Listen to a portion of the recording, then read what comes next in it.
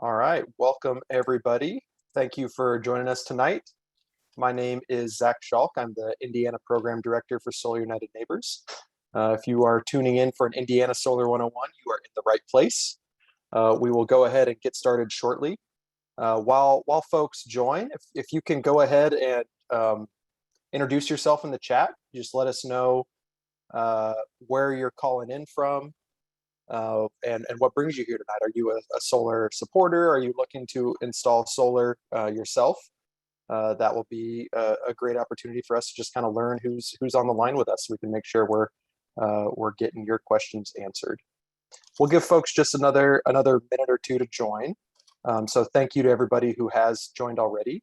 For those of you who just logged in, once again, my name is Zach Schalk. I'm the Indiana Program Director. I will be presenting tonight along with my colleague, Dan Robinson from Solar United Neighbors. And we have two other guests on, Leslie Webb from Carmel Green Initiative and Danielle Acton from Hamilton East Public Library. So we will get rolling here shortly. Thank you. Welcome, Joey. Good to see you. And hi, Dania from South Bend. Thanks for joining us. All right. Well, I think we're a little bit past the top of the hour. I think we can go ahead and get started. If you'll go to the next slide, please, Dan.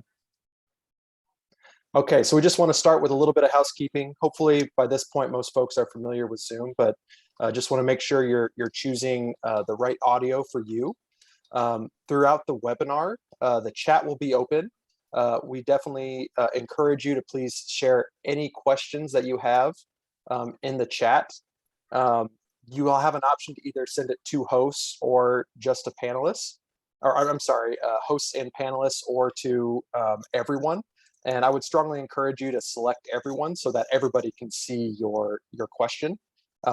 Including us, we have several folks who are solar owners or otherwise are solar enthusiasts on the line who might be able to answer your question while we're going. Though we will have several breaks in the presentation specifically to answer questions. And finally, the webinar is being recorded, and we will share a link to everyone with everyone who RSVP'd after the presentation. Go ahead and go to the next slide, please, Dan. And so first, I do want to say, well, I think I am now realizing I might have forgotten to add the thank you slide to our library hosts. Is it later, Dan? We're good? Okay, sorry about that. I mixed up the order of the presentation. My apologies. So we'll get to that shortly. So just a little bit about our organization. As I said earlier, I'm the Indiana Program Director for Solar United Neighbors. We are a vendor-neutral national 501c3 nonprofit organization, and we are dedicated to helping Hoosiers go solar, join together, and fight for their energy rights. You can go to the next slide, thank you. And we want to do that so that we can build a clean, just, and equitable energy system with rooftop solar at the cornerstone. So we've been around since 2007 and have grown into a national organization. And we've helped, since that time, more than 6,500 families install solar panels nationally. Go to the next slide, please, Dan. And here in Indiana, we've been around since 2019. But before we go further in the presentation, I do just want to take a moment to acknowledge the inequities that are unfortunately baked into our current energy system. This is a big part of what motivates our work with Solar United Neighbors, trying to create a clean, just, and equitable energy system. Black, Indigenous, and other communities of color bear an unfair share of the costs of energy production, but receive fewer benefits. Families of color are disproportionately harmed by higher utility bills and shutoffs, and also receive an unfair share of the burden that comes from the pollution from our legacy energy infrastructure.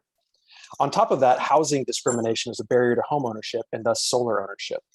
So when Solar United Neighbors started with a group of economically and racially diverse neighbors back in 2007 in Washington, D.C., they focused on solar because it helped people pay for their electric bills it also helped them stay in their homes at a time when DC was quickly gentrifying and the whole country was in the middle of a housing crisis and a financial crisis. So rooftop solar lets communities invest locally, creates good local jobs, and brings control of the energy system within our reach. And so we're working towards that new energy system that everyone can participate in, one that's fair, just, and equitable.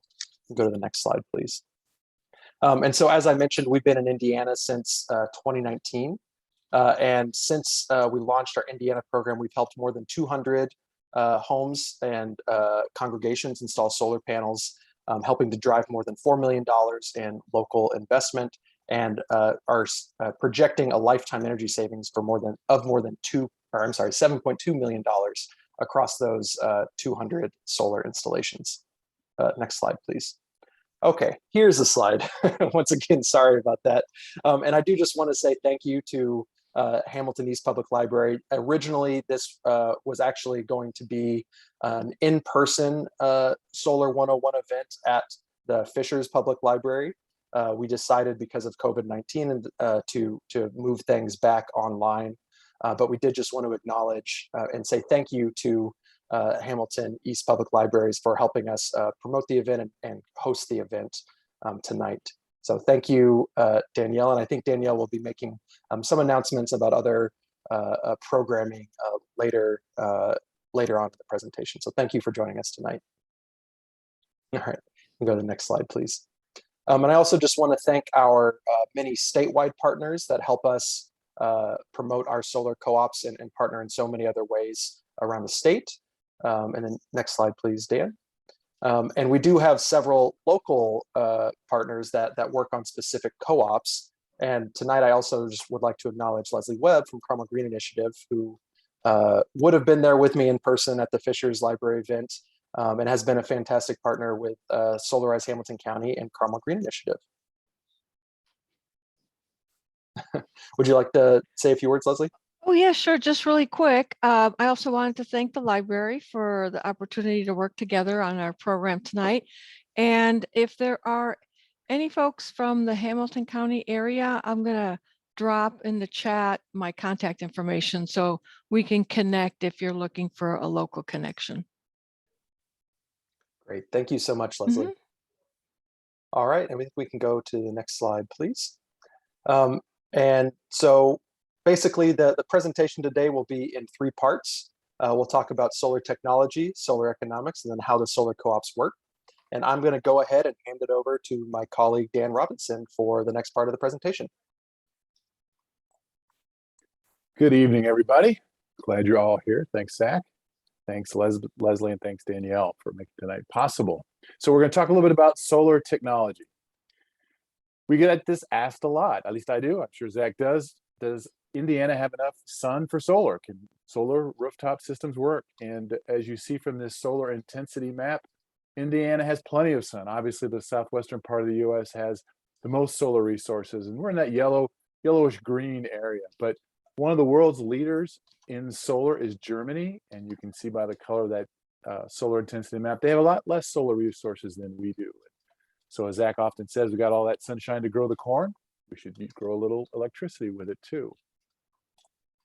And indeed, solar is growing. 2011, the Indiana Utility Regulatory Commission expanded net metering, which we'll talk about what that is later, but it's an important financial incentive for solar. And when they did that, we had just a little bit of solar scattered around the state, rooftop solar. But then in 2017, there was the first deadline for net metering that was passed in an anti-solar bill. And lots of folks jumped on the solar bandwagon at that point in order to get that first deadline. And it's just grown exponentially since then. And you see in 2021, we have solar all over the map. And I suspect at the end of 2022, that's going to be filled in a lot more as well.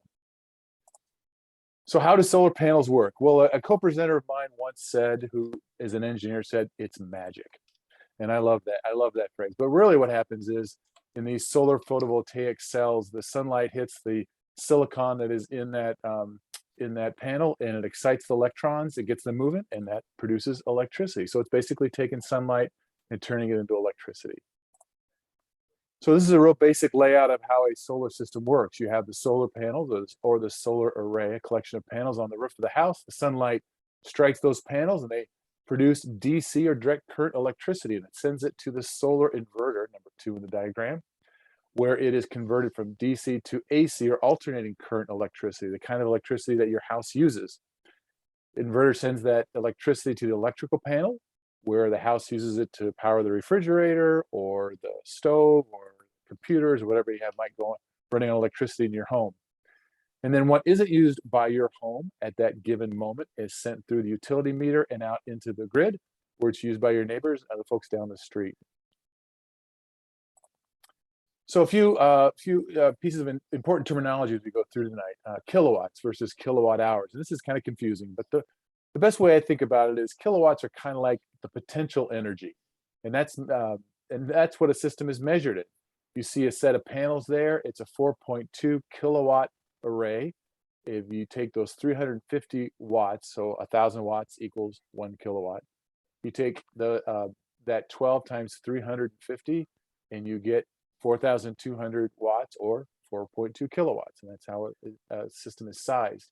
But the electricity that's produced from those panels is measured in kilowatt hours. And that's what you see on your bill. You'll see so many kilowatt hours used during the month on your electrical bill. It's kind of like a car. An engine has a certain number of horsepower in it, and that has that horsepower whether the car is sitting there or whether it's moving. But the miles per hour only happens when that car is going down the road. So the kilowatt hours only happen when the electricity is being produced. And so an average size for a residential home might be around 6 or 7 kilowatts. And again, that's based on what the household or the business wants and how much their budget allows them to cover in the electricity consumption. And that 6 to 7 kilowatt, covering on average 100% of the kilowatt of the electricity consumption in a home. So what goes into a panel? Well, it's basically a sandwich, if you will, with lots of layers. In the middle of that is the solar cells I mentioned. Those are thin layers of silicon that are sliced into wafers into small pieces that are stitched together into those solar cell panel. That panel is encapsulated on the front and the back. On the back of that is the back sheet where the junction box is attached, where basically it hooks into your home's electrical system or sends the electricity to the inverter. On the front is, and on top of that encapsulant is glass, very thick glass, kind of like you'd see on the windshield of a car. And that's all held together in a frame. And like I said, when you have a number of those panels stitched together, that's called a solar array. The next piece in the system is racking. In other words, how the panels are mounted to your roof. You see a typical asphalt shingled roof there, where the racking system, those rails that run lengthways on the roof, are attached to the roof through those small little footers that are nailed into the roof and sealed for weather sealant, very effective. And then the panels are attached to that racking system. But not everybody has asphalt roofs.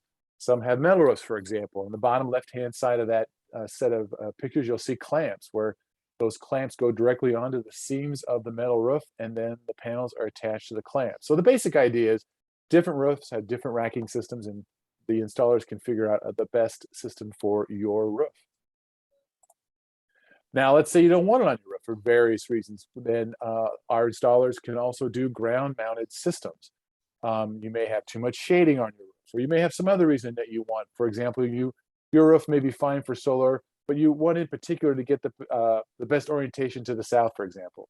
So folks might choose, if they have the space, to put their panels in a ground mount. Ground mounts are a little bit more expensive than roof mounts because typically there's trenching to run the lines from the panels to the inverter box. But that's a perfectly valid way of doing it. Lots of folks in rural areas, that's a choice that they might make. So whether or not you put it in the ground mount or whether you put it on the roof, there are 3 things that are very important. First off, you want a good orientation on the panels.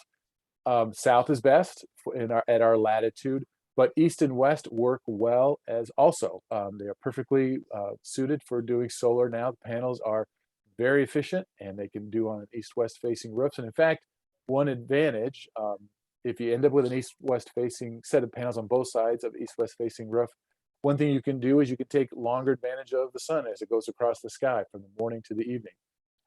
That's provided that 2, you have little or no shading on those panels. Very important, so you can maximize your electricity production.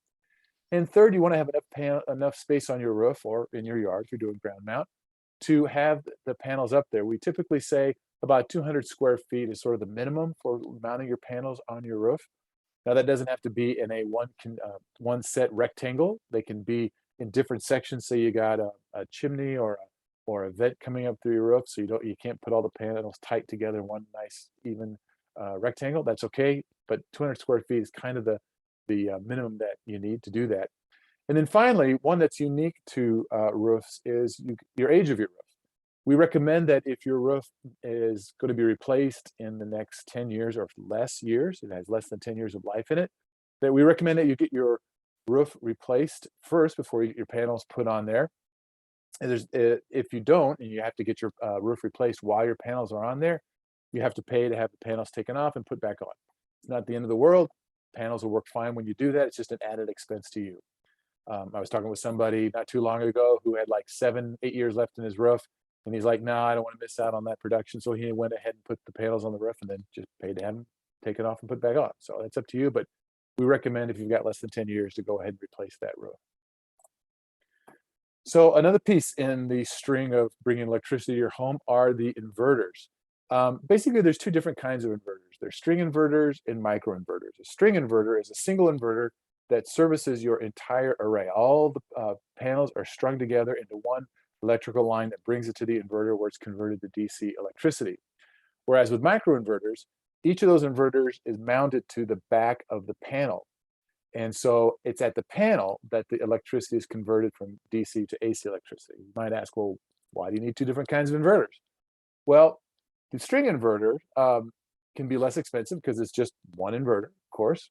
But because it's a string inverter, it's kind of like the old Christmas tree lights. You know, if one panel starts to diminish in its electricity production, maybe a cloud has gone over it temporarily or something, then that reduces the electricity production in all the panels a little bit at least. So you lose out a little bit of production. Whereas with a microinverter, if one panel starts to diminish in its electricity production, that does not affect the other panels. They keep producing at the level that they were intended to. Now, the thing with the microinverters, it's a little more expensive. So you really need to talk to your installer as to which system would work well for you. But one thing to keep in mind with the string inverters is that you can get a DC optimizer, which helps to mitigate some of that electricity loss when one of the panels diminishes in their production. So again, important to talk to your installer to find out what system would work best for you. Then, of course, there's the electrical panel. It's a simple connection from the solar array into your panel. Most homes don't need an upgrade to their panels. If you do, your installer can help you with that and give you a quote on that. It can be in at least $1,000 or more, maybe, to get that panel switched out. But again, most homes aren't going to need that. Batteries. This is a really common topic. Get lots of questions about batteries. So when the power goes down, there's two things that an inverter actually does. One is convert from DC to AC electricity. But the other thing an inverter does is that when the power goes down in the grid, because you're most likely going to be hooked to the grid to draw electricity when your panels aren't producing, say, for example, at night. When the power goes down in the grid, the inverter shuts the electricity down at the panel, and the panel does not send electricity into the home anymore. The reason for that is a safety mechanism. The last thing we want is for a utility worker to be out on the lines trying to fix whatever's has gone wrong with the grid, and suddenly straight electricity comes out and is a safety hazard to that worker. So the inverter shuts the electricity down. So if you want electricity during an outage, like many people wanted during the power outage from Storm Uri last year, left more than 3 million people in Texas without power. If you want power during those outages, then a battery is the way to go. You can store up that electricity and then draw off that battery when the grid is down. So backup power for you. You might want that if you have frequent utility outages, you have critical loads at home that you can't do without, like medical equipment, for example, or if you just want to be prepared in the case of an emergency. One thing you don't want to do is purchase a battery because you think you're going to save money or get paid to send the electricity in that battery out to the grid. The price of batteries will come down greatly, but they're not there for that yet. That's coming in the future, and when that happens will depend on where you live, but we're not there yet. So backup power, yes. Save money, not so much. If you want to learn more about batteries, we have a battery storage for homeowners guide at our website, solarunitedneighbors.org/storage. And I encourage you to go to that website because not only a guide about home storage batteries, but all kinds of just fantastic information that I think you'll find really helpful for people either that have solar arrays or are interested in purchasing one. So some frequently asked questions. How long do systems last? Well, literally, they can last for quite some time. I was at a farmer's market in Lafayette this summer, and someone came up and asked me if I knew of somebody who could repair an old solar array system that had just started to break down at their home. And I said, well, I can give you some names of some installers that you could contact. And I said, well, how old is your system? And they said, oh, we got it installed in the late 70s. So, you know, you're talking 40 to 45 years there. So they can last literally a long time. So when people ask that question, I think they ultimately are asking about the warranties. And so there's 3 different kinds of warranties on a home system. One is a power production warranty. That says that your panels will produce roughly 80 to 90+% of the electricity in year 25, because they tend to last 25 years, those warranties, in year 25 that they produced when they began. That's going to vary a little bit from panel to panel, from manufacturer to manufacturer. I've seen some from the low 80 percentile to the low 90 percentile, but whatever it is, I think that's pretty good for a piece of equipment like this after 25 years to produce at that level. The second kind of warranty is the product warranty, and that's for the products as they're manufactured. For the panels, for defects, that can be, maybe for 10 years, and inverters, that can be anywhere from 10 to 25 years, depending on what kind of inverter you have. The string inverters will tend to be 10 to 13 years, and the microinverters and the DC power optimizers will tend to be around 25 years. And then the labor is the third kind of warranty that you can get with a system, and that's from the installation company itself. And again, that'll depend on the company. Could run anywhere from 2 to 10 years, and some longer for more established companies. Some of the companies that participate in our co-ops, I've seen longer warranties than that.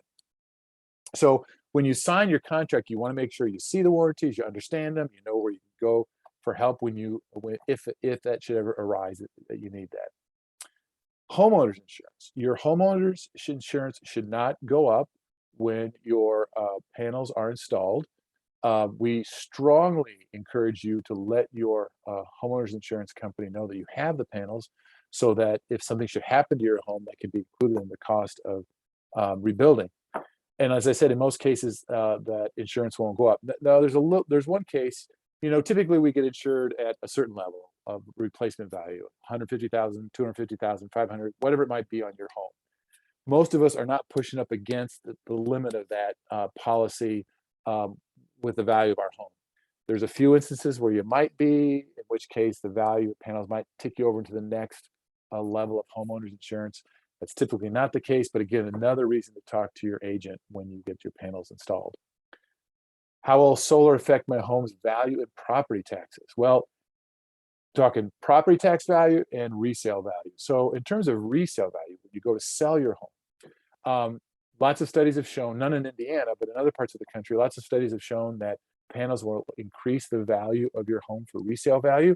We tend to take a conservative view on that and say that for every dollar you put into your panels, you'll get $1 out in your resale value on your home. Some studies have indicated more, but we find that to be pretty good advice. Where I think it really increases as a benefit for resale for your home is it increases the desirability of the home. I think a lot of folks see solar panels and think, wow, I can produce my own electricity. This is really great. So it makes your home, I think, more desirable in that sense. As far as property tax value goes, it is by law in Indiana that your property taxes cannot go up because solar was installed on your home. So your property taxes stay the same. That's not to say that every local official is going to be aware of that. If you're in a municipality that doesn't have a lot of solar panels, they may not know that, in which case you may have to remind them. And if for some reason they balk at that, there's a form you can fill out with the state of Indiana to guarantee that happens. But in most places, they're going to know that that's not going to go up. Maintenance, these panels are pretty maintenance free. There's really not much you need to do with this. I've seen lots of discussions online, particularly this time of year, around clearing the snow off your panels. I know that they make special brushes and foam pads that you can buy online or whatever to clear that snow off of there if you want to do that. And if you do it, you might gain a little bit of production. But generally speaking, I recommend people don't really mess with it because that snow is going to melt shortly, maybe a couple days after a snowstorm with the sun hitting those panels, because it's going to warm it from down below as well. A little bit of sun will go through and warm those panels. Plus, the hospital bill on climbing over on your roof to clear the snow and then falling off, probably not as much as you make in producing that little bit of electricity in December or January. So, so they're pretty much maintenance free. They're rated for hail. They're very, like I said, like glass you might see on a car windshield. I've heard of people having to replace their roof after a hailstorm, and the shingles need to be replaced, but underneath the panels, the shingles were fine. So these are pretty tough panels. Will HOA allow solar on my home? Excuse me. That is a great question, one that we are getting a lot these days. And it depends on your HOA and the covenants that are built into that. We really encourage you to contact the leadership on your HOA. Some HOAs allow it, some don't put up much of a stink. Others, they put some roadblocks up for that. I've had quite a few conversations about that lately, where HOAs have balked at solar panels going on there. We have a website on our solarunitedneighbors.org website with a page on there that can give you some advice about how to approach that with HOAs. But we have some good news around that, in the sense that we are making some progress thanks to Joey Miles, who is on this call, and a host of other people. The Indiana State Legislature have approved two slightly different, as I understand it, two slightly different versions of the same bill that makes it a little more possible. Still a little bit of work with that, but a little more possible for folks to get solar on their roofs in an HOA if their leadership happens to balk at that. And maybe Zach will talk a little bit about that later in the presentation, about where that legislation is, but things are looking good at the moment. So that was really good news to get that today. With a historic district, very similar to HOAs, really encourage you to check the rules and regulations in your historic district and your leadership, with your leadership. Oftentimes you put the panels on the parts of the house that aren't seen from the street. It's not an issue, but again, you really need to check with the covenants in the historic district, and again with the leadership. And I believe that brings us to our second section. We're going to take a little break here and see if we have any questions that we need to address. Zach? Oh, excuse me. We've had a few questions come through, but I think I've answered them mostly in the chat. So Scott asked, what happens when you have to change your roofing? Do you take off and reinstall the panels? So we've talked about that a little bit, and I did answer that in the chat. Scott also asked if it affects backup use with generators if the power grid goes down. So tried to answer that in the chat, but basically the answer there is, if you already have generators on site, your system can be designed because you already have a mechanism to island from the grid. So your system can be designed to continue to function if the grid goes down, because the key feature there is being able to cut yourself off from the grid, so you're not sending electricity out onto the power lines that might be getting fixed. So those were the main questions. I think we can go ahead and keep rolling, but if you have any other questions, please feel free to send them to everyone in the chat. Oh, here's a new one that came in. Brian asks, do warranties specifically include hail damage? Dan, would you like to answer that? Yes, they do. They are rated for that, and so it's rare that you have to run into that. But most likely, actually, it's going to be covered by your home insurance policy. Do I have that right, Zach? That's the first time I've gotten that question. Yeah, I think they're usually rated. It depends on the specific manufacturer, but they're usually rated for, I believe, up to like a 2-inch piece of, or like a 2-inch hail going with like a 50 mile per hour direct hit. So like a pretty sturdy hit. I've actually, I've never actually spoken to a homeowner that had their solar panels damaged by hail. I know it has happened, but I haven't come across that. As we have found people who had their home damaged and their solar panels are perfectly fine by hail. So, and I do think in the most, if you have that kind of damage, it's not like your roof or other parts of your home are going to be damaged as well. And that would likely be covered by your homeowner's insurance as well. I see Kevin has it. Oh, Leslie. Go ahead, Leslie. Oh, all I was going to say was on your comments about HOAs and historic districts, all I was going to add is It's a good idea to get that initial quote because it'll have a sketch of where the solar panels would be put on your home, because that gives you something to take to your HOA or to the historic district to start that conversation. That's all. Yeah, good point. Thank you. We got another question from Kevin. Kevin asks, have you heard of any issues with snow or water buildup under the solar panels? My mom has solar panels on her house, and the water trapped underneath supposedly caused a roof leak. I don't know. Dan, would you like to? I have not run across that. I mean, when the panels are mounted on your roof, they're going to be a few inches, couple inches off the roof because of the racking system. So I'm trying to figure out how that exactly would happen. I confess I have never heard of that. I will say, I mean, I guess it depends on if it was a flat roof versus a pitched roof also. Oh, that's true. Yeah. I would imagine on a flat roof, that would be more likely to be a problem, which is why generally speaking on flat roofs, when they install the panels, they use no penetration connection to the roof, either with clamps or ballast or something, depending on the roof type. I would say it is certainly possible that if it is a penetrating racking system, that there can be leaks. Generally speaking, if you're going to have a leak, it should happen within the first year or so, in which case usually and definitely if you join any of our co-ops right now, there would be some kind of labor warranty that would cover the roof penetration, and the solar company would come out and fix that problem for you. But how long after the installation is completed that warranty still applies would depend on the specific agreement that you have with the solar company. So I'll have to confess, I haven't heard anything about snow or water being trapped under the panels myself, because similar to what Dan implied, I mean, the panels are going to be 4 to 6 inches off of the off of your roof, and so there should be plenty of room for that to clear out, again assuming it's on a pitched roof. We got, oh sorry, go ahead, Dan. Yeah, no, I was picturing an ice dam. That was what I had in my head. I just hadn't heard of that before. But good thing you're here, Zach. That was a good answer. Yeah, thank you. We got a question about lightning arresters. I guess the question is maybe are they included in the solar installation? I don't think so. I don't know. I guess I haven't heard of issues with lightning on solar systems. So it would depend on how the system is designed, but I don't know. I don't know how to answer that. So I can look into that, and we can see if we find a better answer.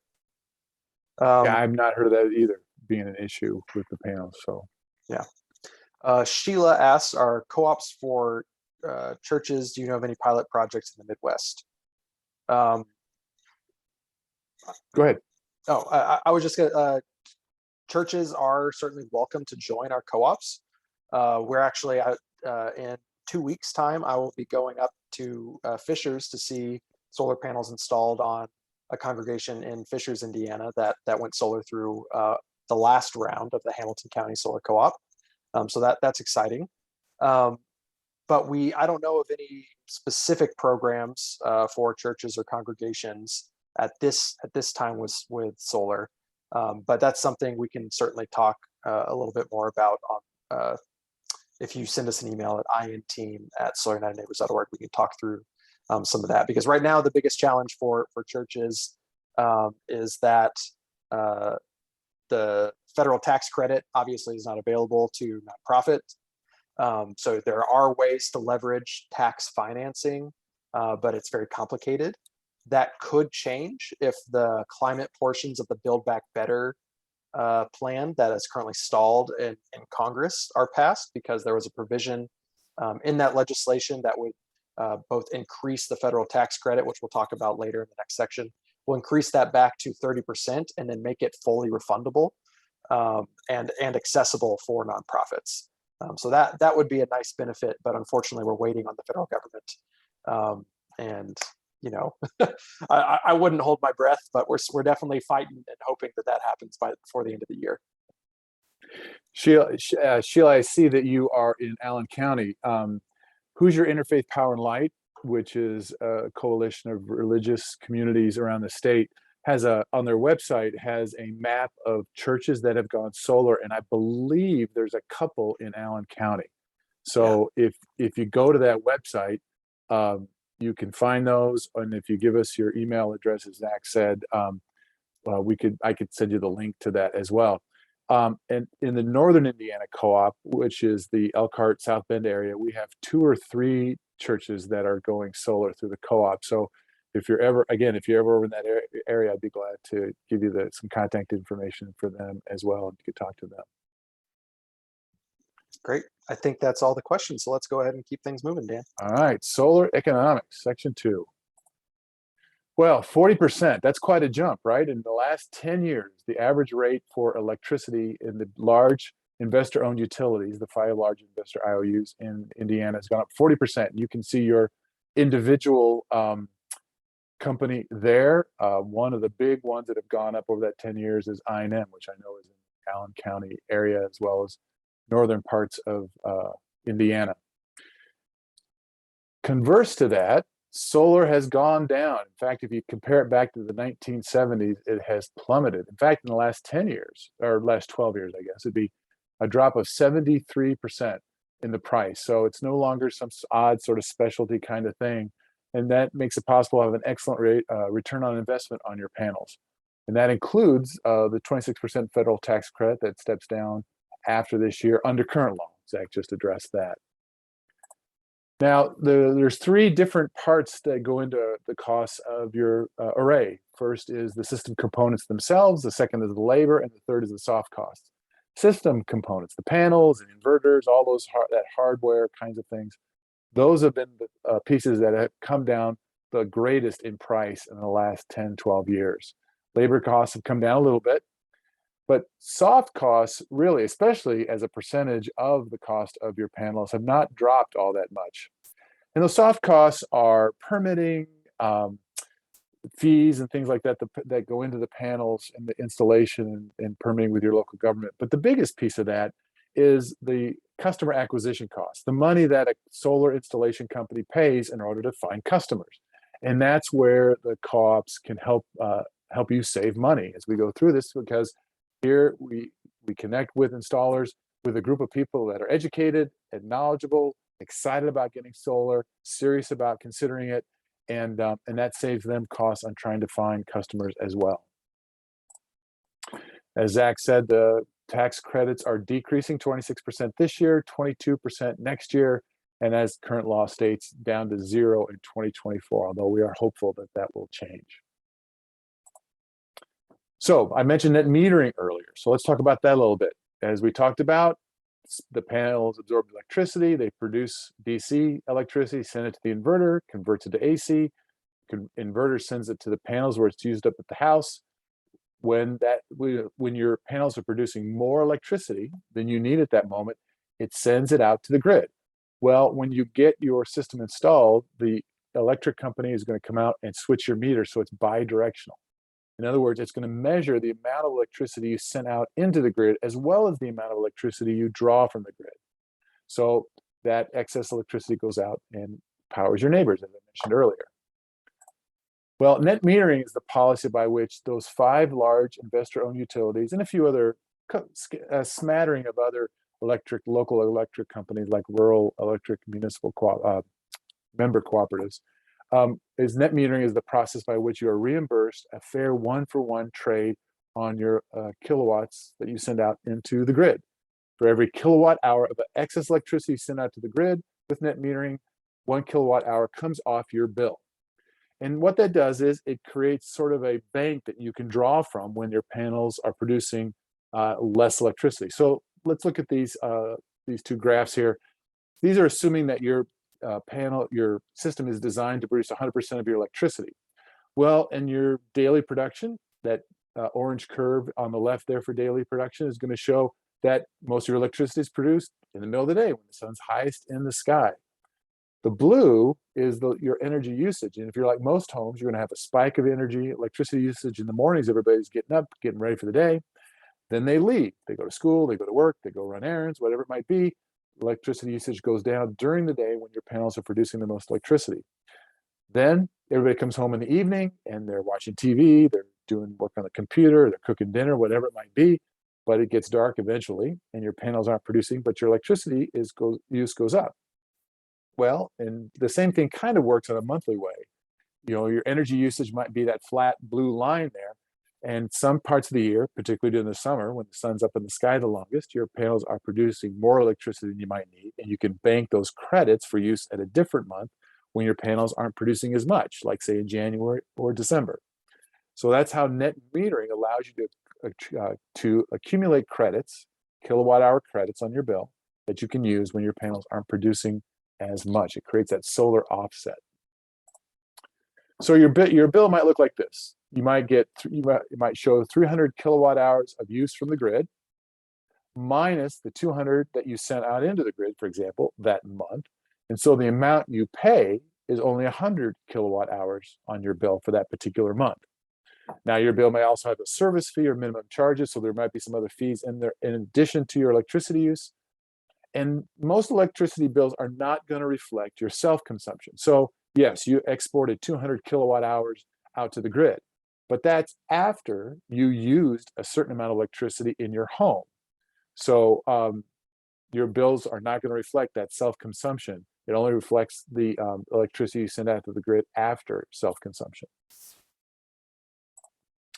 So as I said, net metering is in Indiana is with the 5 large investor-owned utilities. And that law back in 2017 said that net metering is going to go away for everybody on July 1st of this year, 2022. So if you get your system installed before July 1st, 2022, get it up and running, then you will have net metering for 10 years, which is a big financial incentive, helps really decrease the payback period on your panels. Systems installed after July 1st, or for the systems that were installed before that have net metering after July 1st of 2032, the rate of credit that you get for your electricity will be much less. Instead of that even one-for-one trade, you're going to get the marginal price, which tends to be wholesale price, plus 25%. So again, a much lower return on that excess electricity. So hence the incentive to get your panels installed now if you're considering it. So to get your panels installed, there is a process you go through. All electric companies have something similar to this, where you send in, your installer will send in an interconnection contract or agreement, or application, I should say, interconnection application to your utility. The utility has 10 days to verify that that application, 10 business days, to verify that that application is complete for them to consider it. Then they have another 15 days to either approve it or deny it. And then after that, they have another 10 business days to execute the agreement, to sign it and get it back to you, and to tell you whether or not an inspection is needed. After that, you need to return the interconnection agreement immediately, as soon as you can, to the utility, and then indicate the estimated date of install. Again, your installer is going to assist you with that. And then after the signed agreement is received by the utility and the inspection that they do is completed, the system is turned on. Now, the basic thing you need to remember from that is A, it takes a number of days, a few weeks to get the process done. And B, it really requires your attention when you get an application agreement, an interconnection agreement. You need to sign it and get it back as soon as you can. That's why we are recommending that folks, if they're going to consider getting a solar array, to do it soon so that they can get in the queue for the installation and then get that interconnection agreement sent in. The deadline of where you need to be in that process is going to vary from investor-owned utility to investor-owned utility. Duke, NIPSCO, I&M, AES, all of those are going to have a slightly different timeline for whether you need to be in that process before July 1st. So again, we want to make sure we're trying to nail that down. And once we have that figured out, we're going to be communicating that to the co-op members, what their respective utilities are saying about where they need to be in that process. But the biggest thing is act as soon as you can when you get that agreement. So let's talk a little bit about pricing. So this is an example pricing for Duke and AES Indiana folks who are customers of those two utility companies. If you're in NIPSCO and I&M territory, it's going to look a little different. but this gives you a rough idea of some of the economics of this. So if we take in Indiana, an average of the solar co-op pricing of $2.56 per watt on a 4 kilowatt system, that's $10,240. An 8 kilowatt system is double that, $20,480. You take the tax credits, 26% federal tax credit off of that, and you see the net cost of those two size systems, $7,500 and $15,000. Then your estimated savings, and there's a range there because we're talking about two different utilities here. $550 to $630 the first year for a 4K system, $1,100 to $1,260 for an 8K system. Then you'll see the estimated cumulative savings over the first 10 years when you're going to have net metering if you get installed for that. And then your estimated savings over 25 years for each of those size systems. And then you'll see a net profit over those 25 years. Again, that's the warranty period. For a 4K system, it's going to be around $5,900 to $7,000 net profit under this example. And under 8K system, it's going to be $8,300 to $10,700. Again, your results will vary depending on the size system that you have and the utility company that you have. But these pricing charts include a 10% electricity price increase per year. And again, it assumes that savings after the 2032 year are going to be less because net metering will go away. So, but that gives you a rough idea of the cost and some of the savings that are involved in solar. Now, not too many of us have having money like that just lying around ready to pay cash on a system. So most of us are going to have to end up financing a system. And there's lots of ways to do that. You can get a loan either through the installer. They often have a loan program that they work with, an external loan company, financing company that they can help you connect with. Or you can do it on your own through a home equity line of credit, standard loan, solar loans, or a bridge loan. A bridge loan is simply a loan that you get on your federal income tax credit. You take out that amount of money to help pay for the initial down payment of your system, and then when you get your tax credit, you can pay it off. You can refinance your home and include the solar system on that. I know lots of people that have done that. Or you can go through a credit union. There's a couple out there that we know of that work specifically with solar installations. In fact, I talked to a co-op member just the other day about one of these. And if you happen to be a business in a rural area or a farmer, then you can also look into the grant program, the USDA Rural Energy for America program, or REAP program. You can learn more about all these financing options at our website, again, solarunitedneighbors.org/financing. So here are some example loans on this. A 4K system, if you're financing $10,240, these prices, again, don't reflect the incentives besides the 26% tax credit. So a home equity line of credit, the interest rate is going to be 4% on that, for example, and then you put 26% down, and then you backfill that with your income tax credit. So you might be looking at a monthly payment either for 10 or 15 years on a 4K system of $85 or $64, but you're going to save around $68, for example, on your monthly electric bills. And so your net payment between the savings and your monthly payment on the home equity line of credit is going to only be $17, or for a 15-year loan, $4. And then you'll see beside that the corresponding numbers for an 8K system on your monthly payments for 10 or 15 years, your electricity savings, and then your net monthly payment. So you'll see then at the bottom what the net profit would be on your system after 25 years if you took out a loan. Again, there's going to be ranges there depending on your electric company that you're going through and the price of their electricity and the terms of your loan. So, but these again are just here to give you some rough estimates on a rough idea of what that would look like. So that is finance. Zach, how are we doing on questions? I think I was able to cover all of the questions that we got in the chat, so I think we're in good shape. But if anybody else has any solar finance questions, please feel free to share in the chat. And it looks like Kevin just shared one. He says, my local municipality has a solar info website listing active installers in my area to contact. Would it benefit me to get quotes from several installers? Or am I always going to get the best price from one of the providers selected by my regional co-op? I'll let you answer that, Dan. Well, we always tell people when they're going solar on their own outside of co-op that you want to get 3 quotes when you do that. So certainly multiple quotes, not a bad thing. Now, will you always get the best price from the co-op? I can pretty much guarantee you're going to get a very competitive price. Often it'll be the best price. So what Zach's going to talk about that in a minute in the co-op process, but co-op members are the ones that pick the installer that we go with. And I have seen most instances, they're going to pick the lowest price. Every once in a while, they might not pick the lowest price installer because they like the warranties or they like the record that this particular installer has had in their area, whatever it might be.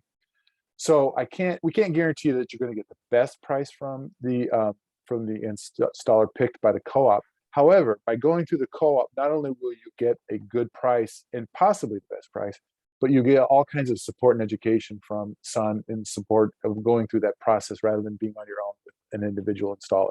So there are advantages to the co-op. And again, Zach's going to talk about that in a moment. Yeah, and the only thing I'll add to that is that, their lowest price is certainly one thing that people might be interested in, but something that we really try to emphasize with co-op members is that there's a lowest price and best value aren't necessarily the same thing. And so one of the benefits of the co-op, in addition to a very competitive price, is generally speaking, we see high quality warranties, high quality equipment, and also a solar company with a trustworthy track record who's been selected by your peers. So I agree with everything Dan is saying. I think if if you feel more comfortable getting additional quotes to compare, we'll even help you compare those side by side. I think there's never a bad thing with that, but you can trust that if you're going through the co-op, it's a solar company that's been selected through a competitive bidding process, as I'll talk about shortly. We also got another question from Brian. Dan, he says, I am concerned that your savings calculations do not take into account consumption growth from electric vehicles and the added infrastructure that utilities will demand customers pay for. This will increase monthly usage fees. Will net power credits rise in unison? I guess I'm not 100% sure what you mean by net power credits, unless you mean the net metering. So that net metering is simply a measure of the excess electricity that you send out to the grid. Those fees are determined now to be a 1-for-1 even trade, as I said earlier, before July 1. The rate at which you are credited for excess electricity, if you install after July 1 of this year, that's already set at the marginal price plus 25%. So that those credits aren't going to rise or change based on what the utility decides to do in terms of added fees. So having said that, now if you're talking about added fees because of EV, electrical vehicle, certainly one of the things that we are constantly battling at the state level is what the utilities are trying to do in terms of increasing costs to customers, and particularly solar customers. We're fighting against trying to get rid of net metering, and certainly if the utilities start to put extra fees on people because of solar, for whatever reason, we're going to be battling that as well. If you are talking about your individual, like you're putting in electric vehicle charger, and so you're increasing your own consumption, you can try to get your panels sized to include future electric vehicle usage, because your electrical needs are going to go up. Typically, a utility is going to only allow you to put in an inverter that is consistent with your past electric usage. But if you know you're going to put in an EV, there's tends to be a little leeway in that you can increase an inverter size to account for more panels, because you're going to get an electric vehicle down the road. Usually that's okay. You can do that. But so I don't know if I answered Brian's question exactly or not. Yeah, I agree. I think I would maybe need to ask Brian exactly what he's going for, but I think your second point is correct. I think that if you're worried about like your individual usage is going to go up because you're getting an electric vehicle, you can size your system to account for roughly. Generally, they'll allow you to go up to 120-ish% of your previous historical consumption, so you can size your panels accordingly. But to the broader question, if you have net metering, your credits are valued at the retail rate. So if the retail rate of electricity goes up because the utility is raising electric rates, then the value of your credits will go up as well. That will only last while net metering is available, but for the time being, that is the case. I think go ahead. Yeah, you saw it. Yeah, so yes, Brian's follow-up saying Hamilton County overall consumption will increase and the utility must pay for it. Yeah, I mean, so the utility, is certainly going to, as you saw in that chart, electric rates have gone up about 40% in aggregate across the state over the last 10 years. With net metering, as those rates go up, assuming it's the volumetric rate that's going up, then your credits will increase in value as well. Now, if they try to increase fixed charges, that's something that is not accounted for and you can't offset fixed charges with your solar production. But that's why we have the rate case process. And just recently, I&M actually tried to double their fixed charges on customers, and they went in for a significant revenue increase to the IURC. And they actually ended up having to reduce their revenue requirements by almost $100 million and maintain their fixed charges at the same rate. So just because the utility says that they need that extra money doesn't mean the regulators are going to comply. Let's see, Scott asked, the current net metering credit lasts for 10 years, but the saving cost is projected to 25 years. Is the projected potential change in credit factored in? And I'll just say yes. The answer to that is yes. We do have fine print on our assumptions on the website. So if you go to the co-op webpage, that exact same pricing chart is there, and it has all of our assumptions in there. And it looks like we didn't. Oh yeah, there we go. So you can see in the second fine print there at the bottom, we're assuming distributed the lower credit, which this is what I believe Duke has applied for, basically 2.9 cents a kilowatt hour. And then the savings rate is calculated based on a range of consumption, which would then therefore, change how much of your electricity is being counted at that excess distributed generation lower rate. So we can, if you're interested in learning more about the modeling, I would encourage you to send us an email and we can have a longer discussion because it gets pretty wonky fast.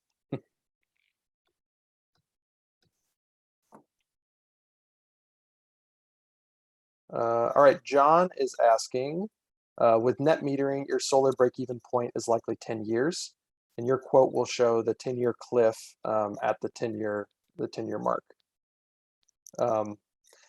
Yeah, so it really depends on your individual circumstances as far as when your break-even point will be. So roughly 10 to 12 years is the average time period, and how much, as long as we're preserving that monthly netting, how much the switch from net metering to EDG will impact you will really depend on how on your specific system and how much of the electricity you're producing over your monthly consumption. So it's hard to say in the abstract, but it's something that we can help you figure out once you have a specific proposal. So if that's something you're really interested in, Solar United Neighbors can help you do the modeling. The solar company will produce a specific projection for you that should take all these things into account. But we're always here to help you answer questions and make sure that you're getting an accurate projection. Excuse me one second. All right, well, these are all great questions. Please feel free to keep the questions going, but I think we can go ahead and hit the last section of the presentation about how solar co-ops work. So what is a solar co-op? Why join a co-op? So solar co-ops are our mechanism for helping you join together with your neighbors to leverage the bulk purchasing power of the group and Sun's vendor neutral technical support to make sure you're getting the best value on a solar installation. So we provide support throughout every step of the process and try to make it as easy as possible for you to make an informed decision on going solar. The metaphor I always like to use, because it was very salient for me when I moved back to Indiana, because I had never purchased a car before, because I lived somewhere I didn't need a car, and suddenly living back home in Indianapolis, I very much needed a car. But I had a bunch of people that I could talk to ask for advice. could talk to my mom, I could talk to my uncle. I had a lot of people who had gone through that experience. But if you're looking to install rooftop solar, it's very likely you don't know somebody who can give you that kind of third-party, neutral, trusted advice. So that's what Solar United Neighbors and your peers in the co-op are really there to provide.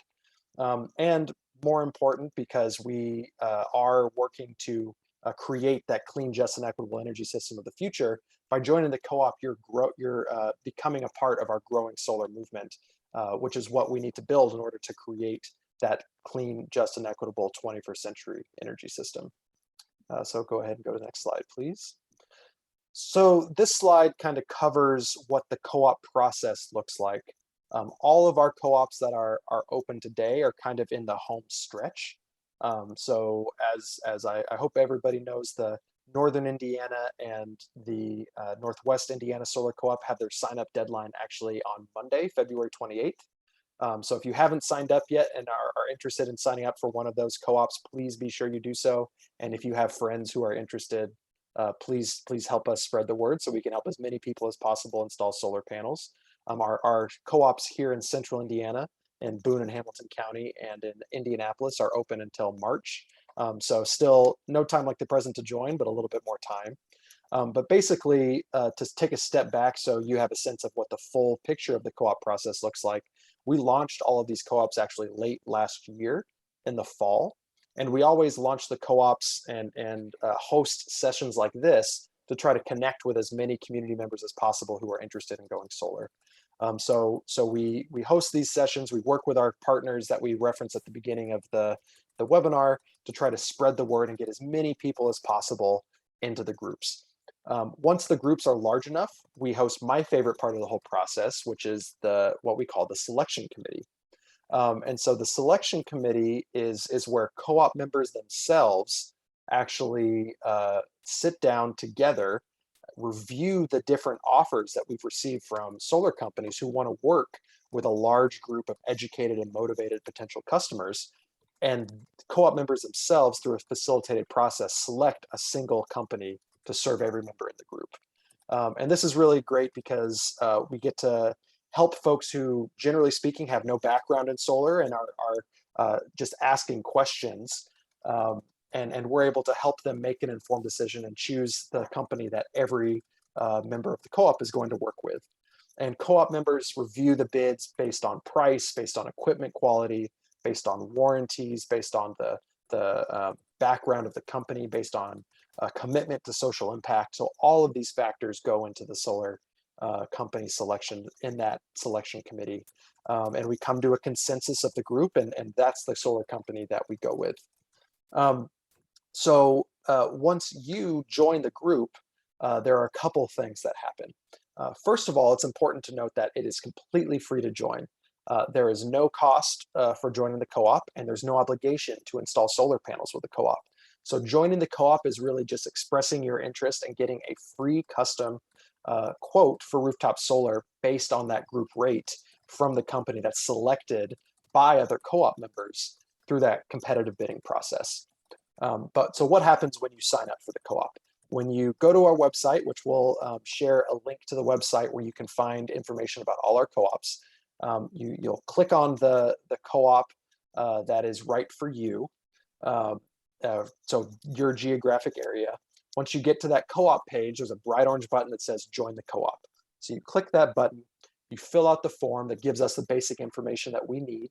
And then the first thing that we do is we actually do a remote roof assessment. So we make sure that we think your roof is a good fit for solar.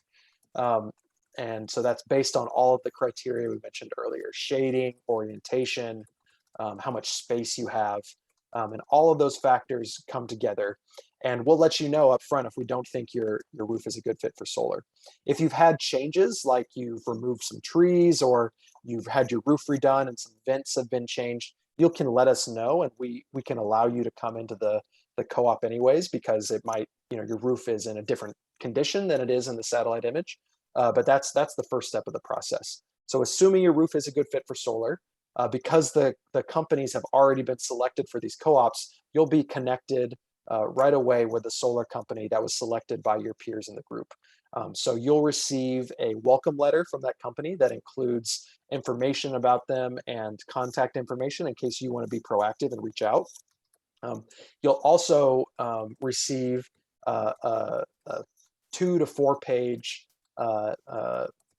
document that summarizes the offer that co-op or that solar company is offering co-op members. So it'll allow you to know what to expect as far as the equipment offering, the price per watt, so you can get a rough sense of what your solar system might cost, what the warranties look like, what potential adders there might be if your roof is steep or you have a high roof, or you need to upgrade your electrical panel. So all of that information is included in that packet, and you can use that to evaluate the proposal that the solar company offers. And you can also share that proposal with us, and we can help you understand the details if that's something you're interested in. But you'll get a proposal based on the co-op pricing, and that's when you get to make the decision about whether or not solar is right for you. Hopefully, you've gone through this process and you really want to make sure you get solar while net metering is still available. So you'll sign a contract that will be between you and the solar company. You'll get your solar panels installed, and then because we are building that solar movement, we'll have a party. And hopefully, if COVID cooperates, we'll be able to come together soon so you can connect with your other peers in the co-op and celebrate the impact that you all are having by investing solar panels in your community. Next slide, please, Dan. So what's next? So we have solar co-ops open, as I mentioned, in Northwest Indiana and North Central Indiana, the Northern Indiana Solar Co-op. We also have Boone and Hamilton County Solar Co-op and the Indianapolis Solar Co-op. Some of the other stars on this map actually represent similar local programs hosted by our partners with Solarize Indiana. So they have other programs around the state. But you can go to bit.ly/Solar Indiana to find the link for the co-op that's right for you. And Dan, would you be able to share that directly in the webpage? Oh, there you go. Dan's got you covered. He's way ahead of me. So if you go there, you'll find some information about net metering, including a net metering countdown clock. You'll find information about the solar co-ops that are open in your area. And so you'll just find the one in your area, click the link, and then you can sign up to join the co-op. And I hope after tonight's presentation, you will do that. I can go to the next slide, please. And I'm also hopeful that in addition to joining the co-op, that you'll be willing to join our solar movement to take action and protect solar in Indiana. So we do have several ways that you can do that.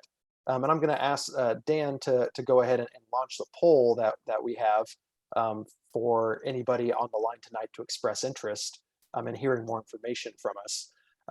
But some of the ways that you can take action are sending an email to your legislator. We were actually planning on sharing our email action to support the HOA solar access bill. But since that passed the Senate, there's actually that action is actually a little outdated. So before we share that, I think we're going to need to update the message that we're sending to legislators now to say thank you that it's actually passed. But if you just want to express your interest in solar, it's always good for legislators to hear from their constituents that rooftop solar is important to them.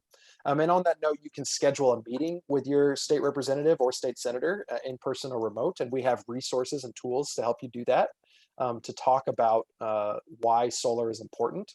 And if you really want to get more involved, we have a group called the Solar Action Team that's really designed to help connect solar advocates around the state to learn about the issues, to gain access to training and resources to be effective solar advocates, and then to help inform Solar United neighbors as we make our advocacy decisions.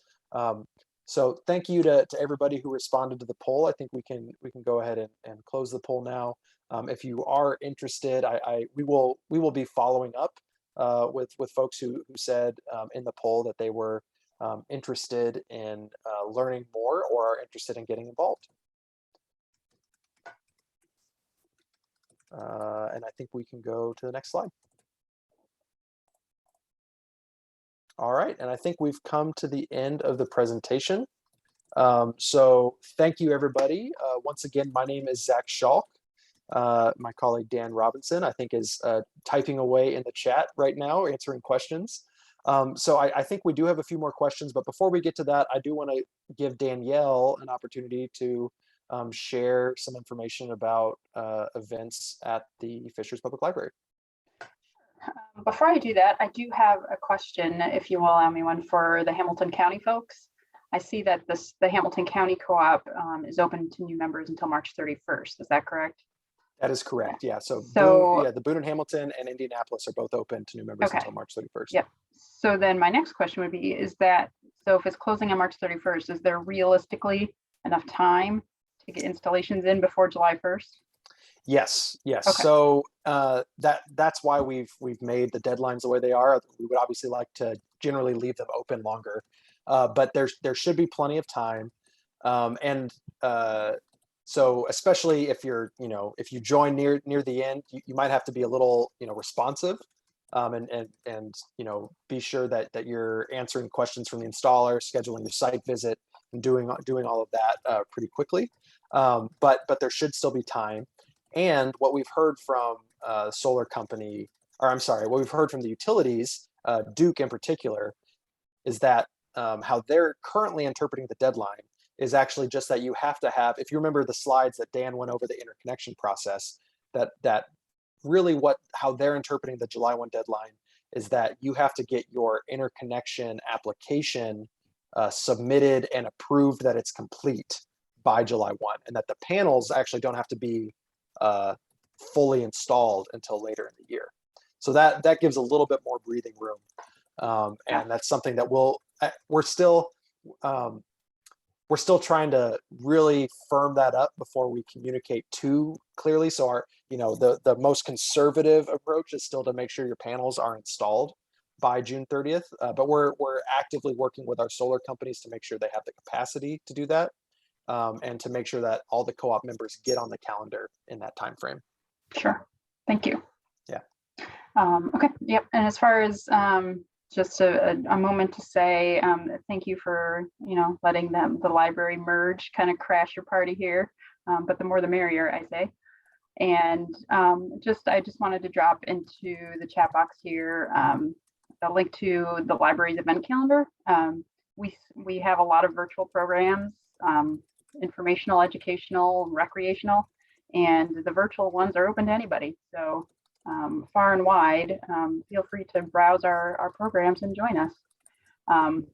For example, we have virtual Tai Chi twice a month on Thursday mornings, and I know we have people from California and South Africa joining us sometimes. So I don't know how they found us, but we're happy to have them along with our own patrons. So that's fantastic. Thank you for joining us, Danielle, and yeah, thank you for hosting the event.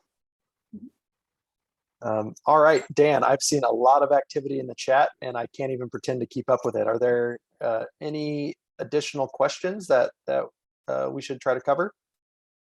Yeah, can you hear me? I think I was off mute when I didn't realize it. I apologize. Well, there were a couple of questions that I was going to answer that I thought no, because it would take too long to type out. So sure. One was from Brian saying, if I sell a lake cottage to the kids, ownership changes, in other words. Is the net metering contract then voided? Do I have to set up a trust for the property? No, good question. But as long as the net metering interconnection, agreement is on file, and the property is grandfathered into net metering until 2032, or if it had installed solar before 2017, then net metering should continue until the grandfathering ends. Just make sure you keep a hold of the interconnection paperwork, because that will be important to have. But it shouldn't have a problem to transfer that. You will lose any credits that are built up, will be wiped out when it's transferred, but they will have full retail rate net metering until whenever the grandfathering ends for that system. Which also emphasizes that you need to hang on to your paperwork to make sure that yes, gets transferred. Yep, don't definitely hang worry, on to paperwork. You don't want to lose that. Amber asked about the HOA legislation, saying if your HOA can't seem to get enough people to vote to change anything, will HOA legislation make it possible to overrule those covenants? And Joey gave a quick shout out to the legislation that passed and said to contact him if you need more information, but I just didn't know if you want to say anything else about that.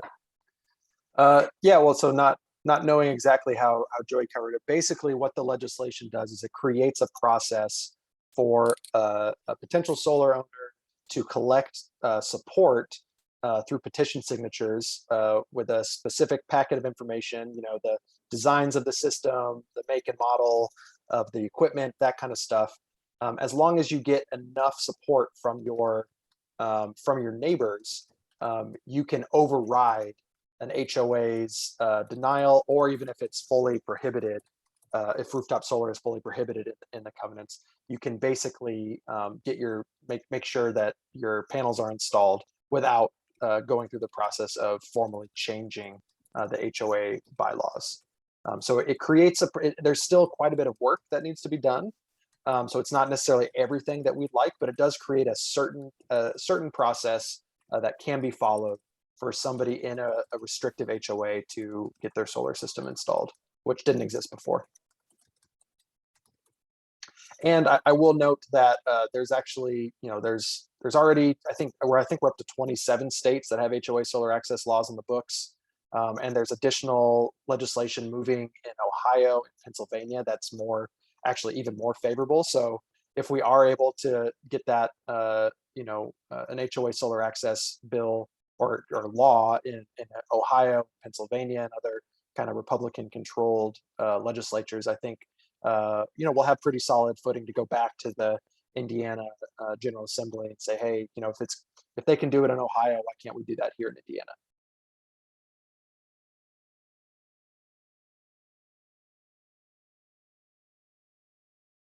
Okay, they've been coming fast and furious, but I think we got to all of them.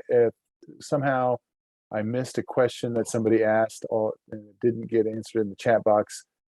Try sending it again, but I think we got everybody.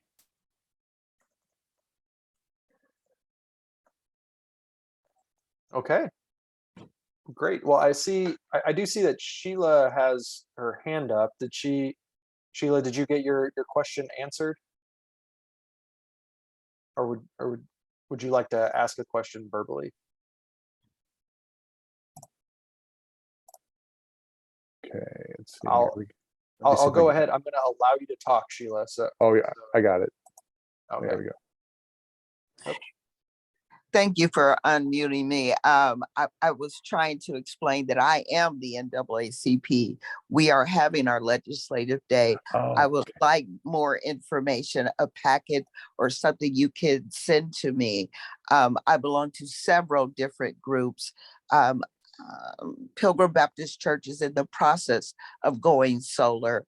I have spoken with all of the folks that I thought were the movers and shakers to take me to the next level. So that's why I'm on this call. I've spoken with Hoosier, Interfaith Power and Light. God, they just did a merger, So, I mean, I've been talking to the people. I'm just not connecting with the right people. So hopefully you are the right folks and you can share and we can move this forward. We have a pilot program to employ some folks over the summer doing some decarbonization, electrification in churches. So 46803, we're the most underserved, most neediest space, and I need your help. Thank you. Sure. Well, thank you for joining us tonight. And I think I've actually already started an email thread between me, you, and Dan because you shared your contact information. I believe that was you who shared your contact information earlier. Sorry, there's been a lot of activity. Yes, sir. Yes, Yeah. sir. Yes. Okay, great. Well, so yeah, I would definitely love to talk more. And I do work with Denise Abdul Rahman regularly. Definitely. So Yes. she definitely has some of this information as well. But yes, I would be happy to connect and share any information that would be helpful. So looking forward to talking more. Thank you for joining us tonight. Thank you so much. Great. All right. Are there any other questions? I'm not seeing anything else. So I think that might be it for the night. Thank you.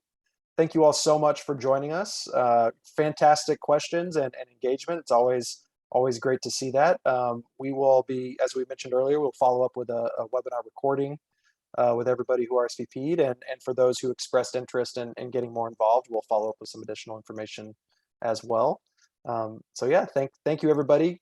Thank you to Dan for presenting. Thank you Danielle for helping to host and for speaking, and hope everybody has a great evening.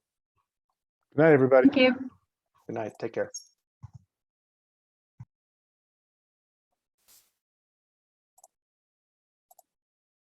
All right. Looks like you have to end it, Dan. Yeah. I got to get to that screen. There we go. All right. Take care. Bye.